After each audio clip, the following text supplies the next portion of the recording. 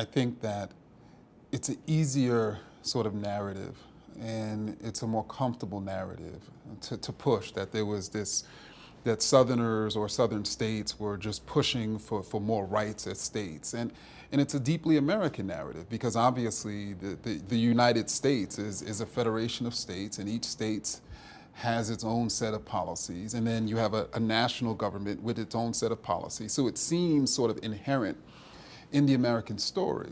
But northern states historically have advocated policies that have been challenged by federal power. And so this is a national issue in terms of the relationship between states and the federal government.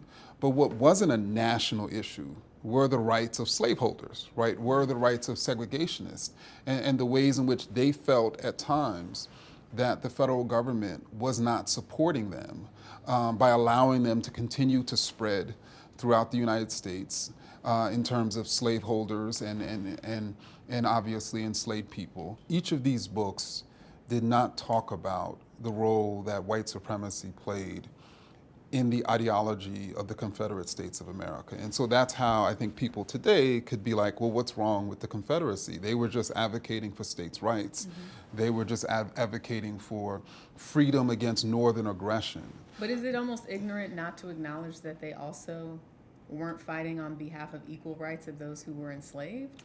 I think so. And I think, so to give an example, the vice president of the Confederacy, Alexander Stephens, in 1862 gave what became known as the cornerstone speech, which, to me, if there's a speech that really speaks to the principles and the ideology of the Confederate States of America, it's this speech. This speech wasn't quoted in any of these books. In that speech, he stated that the Confederacy is founded on the great truth that the Negro is not equal to the white man, and slavery's subordination to the superior race is his natural and normal condition.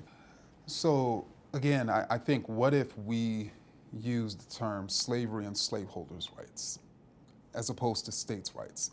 Part of the problem with the term states' rights is that this was the term that the Confederate states, that later segregationists and even some slaveholders utilized to hide that they were really fighting for the rights as slaveholders.